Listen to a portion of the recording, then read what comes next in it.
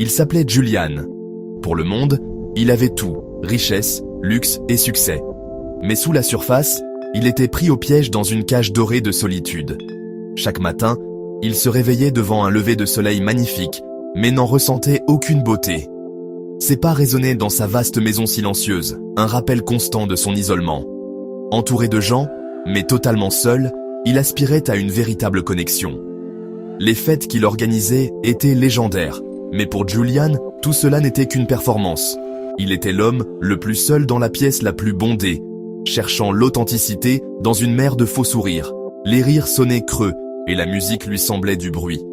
C'était un roi dans un château de verre et d'acier, mais son royaume était solitaire.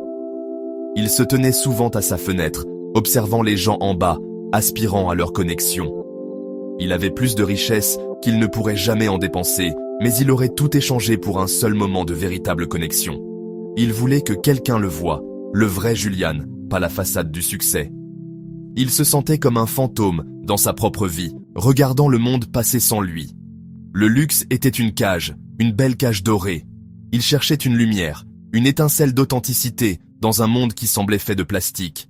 Il était l'homme le plus seul dans la pièce la plus bondée. Julian croyait que l'amour pouvait être trouvé s'il cherchait aux bons endroits.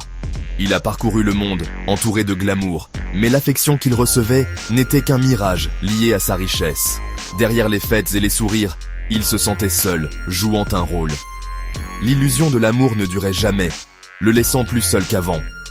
Il voulait quelque chose de simple, quelque chose de réel. Mais le désenchantement restait un lourd manteau qu'il ne pouvait pas enlever. Les ruptures le laissaient plus seul qu'avant. Son appartement silencieux semblait plus lourd, plus suffocant. Les beaux objets se moquèrent de lui, n'offrant aucun réconfort. Il essayait de combler le vide avec des choses matérielles. Mais le bonheur n'était pas à vendre. Sa richesse était une montagne, mais il mourait de faim à son sommet. Il réalisa qu'il essayait d'acheter le bonheur, mais c'était comme essayer d'attraper de la fumée avec ses mains. Ses nuits devinrent longues et sans sommeil, un verre de whisky à la main, fixant les lumières de la ville. Il ressentait une profonde déconnexion de l'humanité, un spectateur de la vie. Il aspirait à quelque chose de simple, quelque chose de réel. Il était prêt à tout abandonner pour un moment de paix, pour une seule connexion humaine honnête.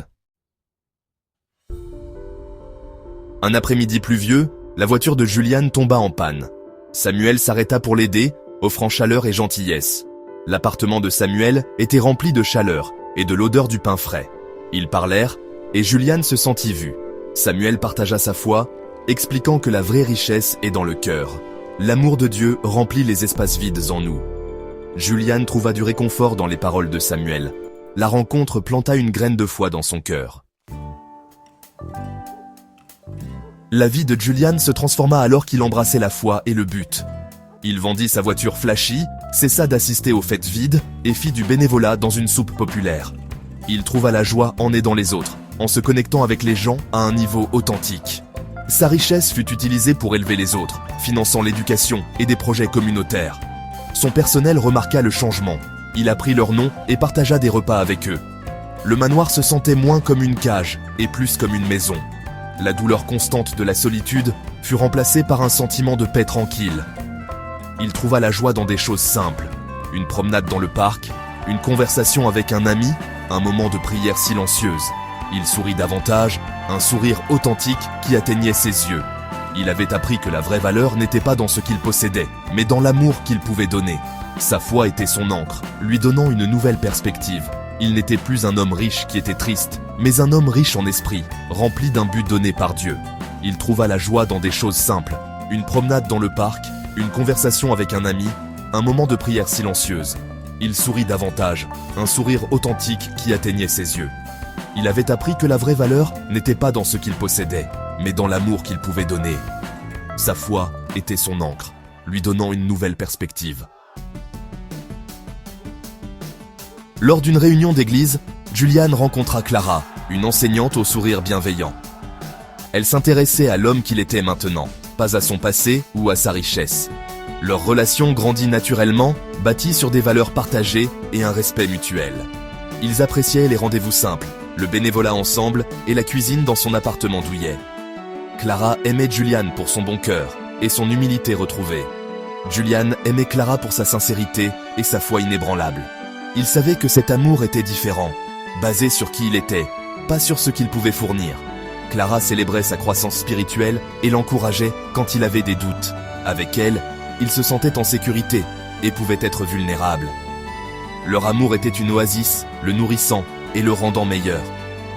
Il la demanda en mariage avec une simple bague, lui disant que sa vie avait commencé avec Dieu et était devenue complète avec elle. Elle dit oui, les larmes de joie aux yeux. Leur connexion était réelle, profonde et incassable. C'était un amour bâti sur le roc solide de la foi et d'une affection véritable. Julian trouva la seule chose qu'il avait toujours cherchée, un amour vrai et inconditionnel.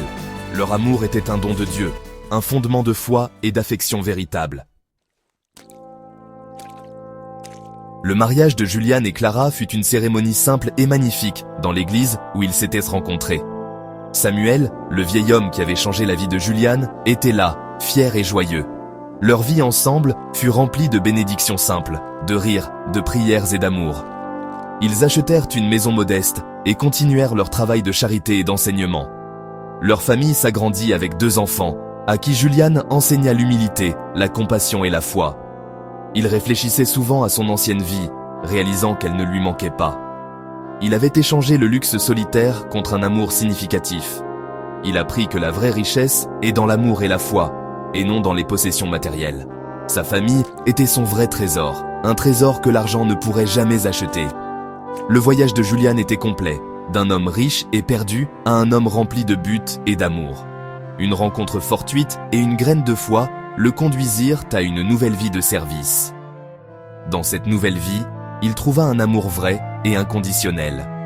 Son histoire est un rappel que le vrai bonheur commence par la découverte de Dieu. Le chemin vers le vrai bonheur et le véritable amour ne commence pas par la recherche de la bonne personne. Il commence par la découverte de Dieu. Le parcours de Julian est un témoignage du pouvoir transformateur de la foi et de l'amour.